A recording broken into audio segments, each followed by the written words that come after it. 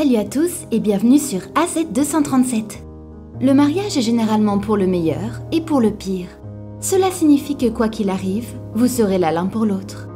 Le mariage n'est pas une partie de plaisir, et les mariés devraient le savoir avant de s'échanger les vœux et les anneaux. Plusieurs personnes tiennent à cœur les vœux échangés pendant le mariage, mais pour certains, ce ne sont que des paroles en l'air. Malheureusement, Riona Kelly a dû le découvrir de la pire des manières. La vidéo d'aujourd'hui racontera son histoire. Avant de commencer, voici la question du jour. J'ai un chapeau, mais pas de visage. J'ai un pied, mais pas de souliers. Qui suis-je?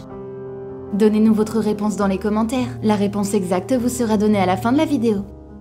N'hésitez pas à liker la vidéo pour nous encourager. Et si vous êtes nouveau sur la chaîne, abonnez-vous et activez la cloche de notification pour ne manquer aucune de nos prochaines vidéos.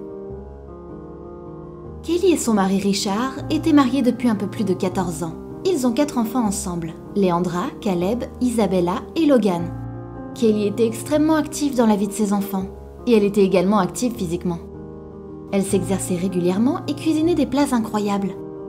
En dehors, ils ressemblaient à la famille parfaite, mais cette illusion sera détruite assez rapidement.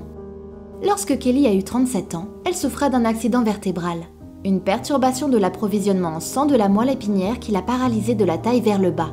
Afin de fonctionner correctement, la moelle épinière dépend complètement de son approvisionnement en sang, de sorte qu'une interruption de l'approvisionnement peut provoquer des blessures graves ou endommager les tissus. Elle peut également bloquer les messages ou les influx nerveux de voyager le long de la moelle épinière.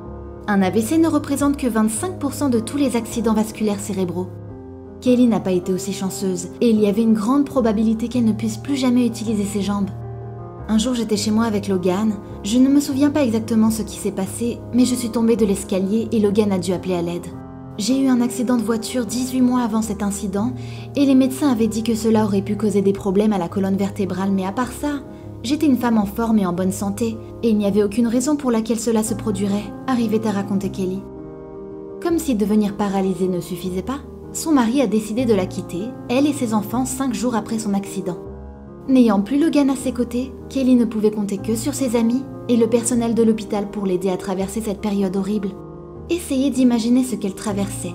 Que feriez-vous si vous viviez une expérience qui bouleverse votre vie et la seule personne qui devait être là décide de vous quitter et partir? Cela va sans dire que Kelly se sentait déprimée. C'était le moment où j'avais le plus besoin de mon mari pour me soutenir et m'encourager. J'étais misérable dans mon mariage.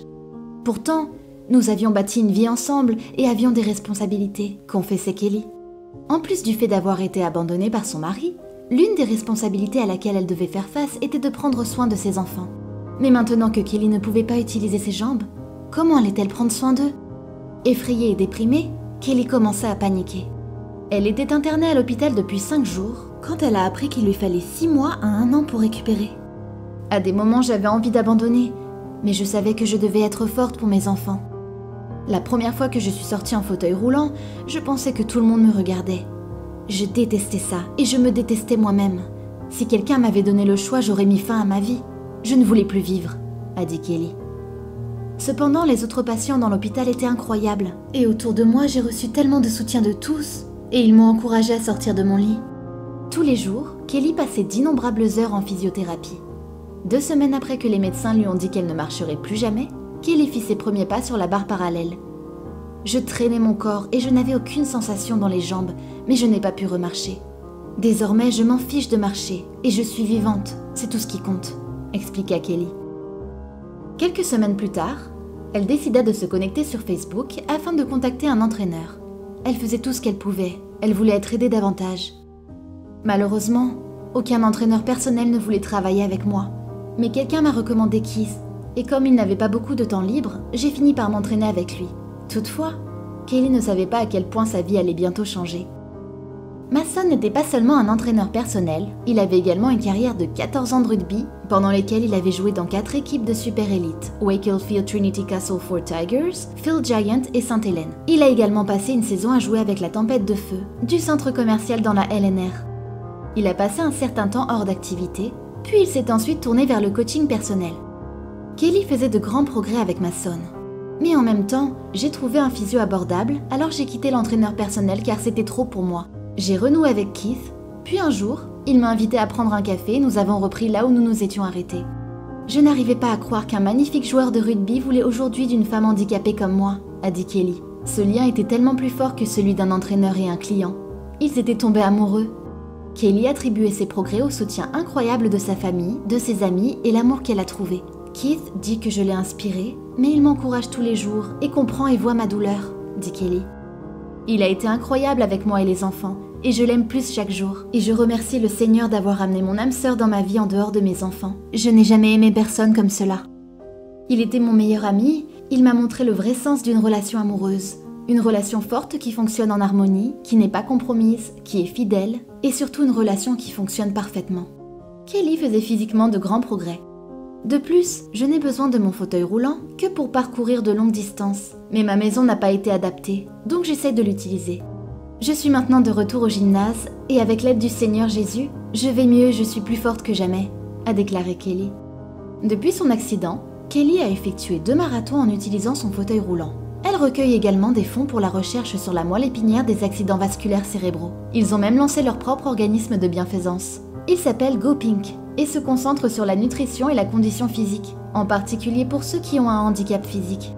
Le couple agit également en tant que représentant d'autres organisations caritatives liées au handicap, telles que la déficience physique de Wakefield Trinity Rugby League, et Kelly a certainement une assiette pleine, mais elle a encore d'autres problèmes. Elle a toujours des problèmes avec ses jambes, comme des problèmes nerveux, et elle sera handicapée pour le reste de sa vie. Mais si vous lui demandez, elle ne changera rien. Après mon AVC, je sentais que ma vie était finie. Pourtant, ce n'était que le début. Il s'est ouvert tant de merveilleuses portes. Et en m'inspirant d'autres modèles, j'ai décroché mon premier spot télévisé, a déclaré Kelly. J'ai eu du mal au début, mais maintenant je m'en réjouis, car cela m'aide à continuer à avancer. Nous ne pouvons pas faire les choses toutes seules sans aide et sans soutien, même étant la personne la plus grande et la plus forte. Il faut admettre que l'on a besoin d'aide et l'accepter des bonnes personnes. Sur Instagram, Kelly a écrit « Vous ne savez jamais quand vous trouverez votre véritable amour ». Cette histoire nous enseigne que l'on peut surmonter son handicap, avec un peu de courage et devenir meilleur en comptant sur les gens qui nous aiment et qui sont prêts à nous soutenir. Quelle est votre opinion au sujet de cette histoire? Dites-le nous dans les commentaires. Et maintenant, la réponse à la question du jour. Le champignon. Bravo à tous ceux qui ont trouvé la bonne réponse. Nous voici arrivés au terme de cette vidéo. Merci de l'avoir regardée jusqu'à la fin. Surtout, n'oubliez pas de la liker et de la partager avec vos amis. À très bientôt sur AZ237.